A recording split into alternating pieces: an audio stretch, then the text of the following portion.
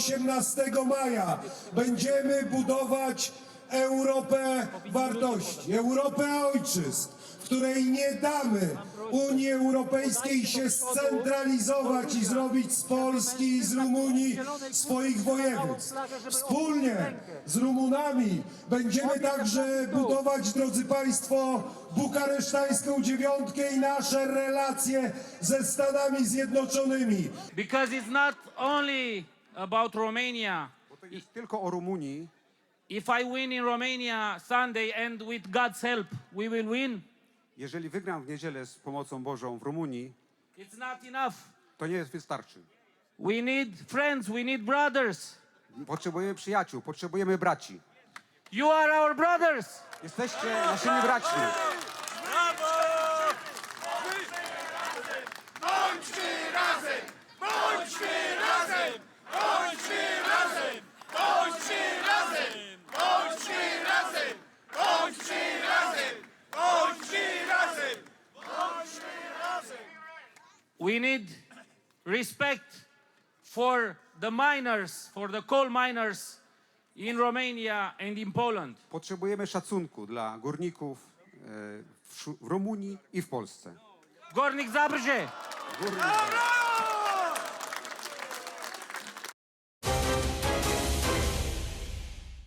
Escorted by Saudi fighter jets and assisted by the heir to the throne, Mohammed bin Salman, Donald Trump was greeted with the highest honors in the Saudi Arabian capital, Riyadh. It's an honor to be you, my friend, and we've had a tremendous relationship over the years. It's now a long time. We got to know each other when you visited the White House. I remember so well, and I was so impressed with this young guy who was very wise beyond his years. He was 31 years old, I think, at the time. He was really very wise, and we became friendly. And we had a decision to make as to which country we go to first. And your leader called me to get another leader that we also love, by the way. Your father is an incredible guy, really a friend of mine. The United States is probably 2 million jobs that we're talking about this visit.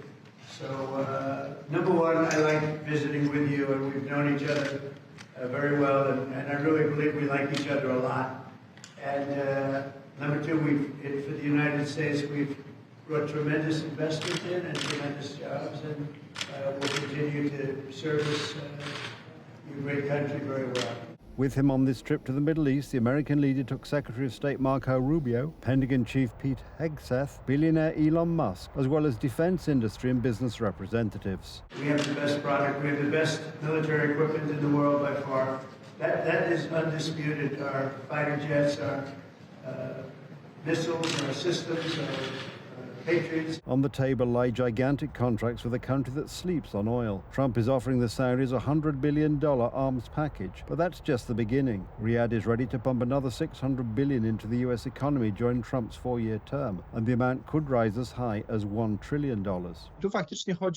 This is about bringing big investments to the United States, because that's what he cares about, to create jobs in the United States. There are a couple of things to be done, and the first will be for the Gulf states to lower oil prices, because that in turn will leave the Russian Federation with nothing with which to finance the war. Donald Trump will attend a security summit with Arab leaders. On the agenda are talks on the economy and security in the Middle East and Eastern Europe. In addition to issues of domestic contracts, we are also interested in security issues and our joint role in the peace process.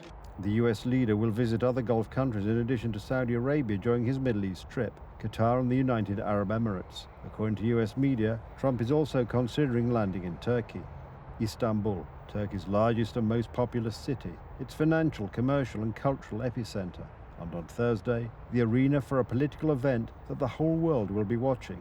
Vladimir Zelensky is challenging Vladimir Putin. After the Russian dictator proposed negotiations between the two delegations in Turkey, the Ukrainian leader set only one condition: a face-to-face meeting.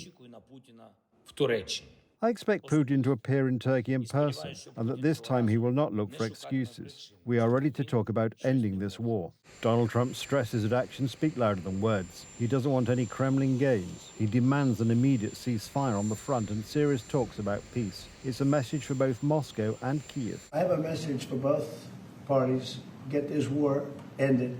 We're losing 5,000 soldiers a week, Russian and Ukrainian soldiers, and other people also, by the way. And I say, get this stupid war finished. That's my message for both of them. The question is whether Vladimir Putin, after years of ordering the bombing of Ukrainian civilians, will feel up to the task of looking the Ukrainian president in the eye, or will he opt to keep hiding in the Kremlin? Moscow has a dilemma on its hands. Putin would like it all to be on his terms, that is, for the Ukrainian side to give way on a great many topics. In Ukraine, everyone is hoping for peace. As a soldier and a citizen of Ukraine, I believe that we can talk to Putin, but we must demand a return to the borders before Russian aggression. No one gave Putin the right to occupy our land. There is a constant exchange of fire on the front line. Today, the Russian army sent yet more drones toward Ukraine. Pope Leo XVI, who spoke to Zelensky via telephone, prayed that a long-awaited truce would finally come in eastern Ukraine. I carry in my heart the suffering of the beloved Ukrainian people. I ask that everything possible be done for true, just and long-lasting peace. Donald Trump has already announced an additional package of sanctions and the cessation of talks with Moscow if Putin tries to double-cross him. He has until Thursday to take up the challenge thrown by Volodymyr Zelensky.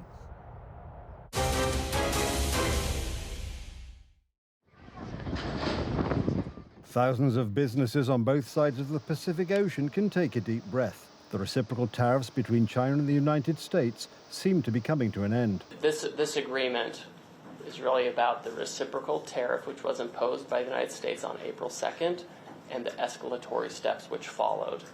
Those on each side, the Chinese side and U.S. side, ended up at 125% on each other. The Chinese had additional non-tariff countermeasures. That has all come down by 115% to 10% each. Does this mean a permanent end to the global trade war? For now, no. The tariffs have only been suspended for 90 days. The key question is the issue of fentanyl, a drug that has just been pouring into the United States in shipments from China. The two sides have agreed to establish a Sino-United States consultation mechanism on trade and economic issues, have identified lead persons on both sides, and we will continue consultations on trade and economic issues. The situation isn't quite yet a breakthrough. For example, China continues to play dumb about the fentanyl issue. Fentanyl is a problem for the United States, not for China, and the responsibility lies with the United States itself. A report from last week showed that no large container ship sailed from China to the United States west coast throughout early May. This illustrates just what a dramatic point relations between Washington and Beijing had reached. Well, I think it's likely that the 90-day pause will become permanent. It gives them additional time to negotiate over certain other issues, including the fentanyl issue. And I expect that if that is resolved, which I think it can be resolved fairly easily on the Chinese side, then the rollback will be permanent. All the while, tariffs on automobiles, steel and aluminium, industries that Washington wants to rebuild in the United States, remain in effect. Business is back to the United States, and they're already starting to come back now based on tariffs because they don't want to pay 25, 50, or 100% tariffs, so they're moving them back to the United States. The White House also intends to reshore pharmaceutical production, the vast majority of which takes place in China and India. It is possible that electronics will be exempted from tariffs altogether. However, it appears that the prospect of a meltdown and recession in global trade is much less threatening. It may even be stabilizing, albeit on the United States' terms.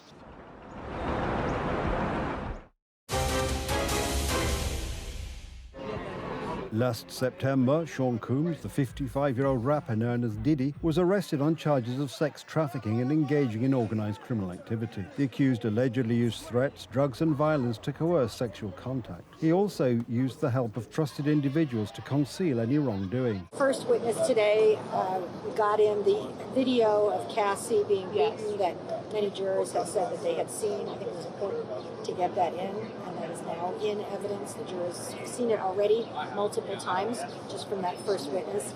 And the second witness is a male entertainer who talked about seeing and hearing Cassie being beaten multiple times. On the first day of the trial, a bodyguard and a stripper who attended Diddy's parties gave testimony. Among other things, he recounted how Coombs threw a bottle of alcohol at his girlfriend, grabbed her by the hair, and dragged her screaming into another room where he repeatedly beat her. The rapper's family was present in the courtroom. During the witnesses' dramatic testimony, Diddy's daughters left the room. I think they were effective witnesses.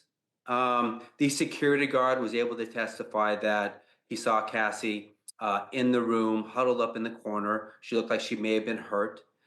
Diddy told her not to leave. When Diddy thought that somebody was recording him, he tried to grab the phone, and the security guard had to restrain him. And that Diddy tried to hide the video or the incident by throwing money at the security guard, saying, "Don't tell anybody." So what does that show? That shows that Diddy has a propensity for violence, that he's trying to potentially hide the act. Prosecutors allege that Coombs lured women into romantic relationships, forced them to participate in multi-day drug-fueled sex parties, and then blackmailed them with the recordings. Sean Combs is one of the most successful artists of our generation. He's not just a famous rapper, he's a successful entrepreneur. He's a music mogul, and he's thrown some of the most lavish parties the world has ever seen. His infamous white parties are where some of these freak-offs allegedly happen. 55-year-old Coombs pleaded not guilty to all charges. If convicted, he faces anywhere from 15 years in prison to life imprisonment. Gerard Depardieu is also having problems with the law. The famous actor's trial in Paris has ended. Amelia Kay, the manager of a film set featuring the star, is satisfied with the verdict. We have been listened to. Justice has been done. We waited for years, but justice has come. A court found Depardieu guilty of sexually assaulting Amelia Kay and another female employee on a film set and sentenced him to 18 months in prison, suspended. Depardieu has repeatedly denied all accusations of misconduct and said he will appeal the court's decision.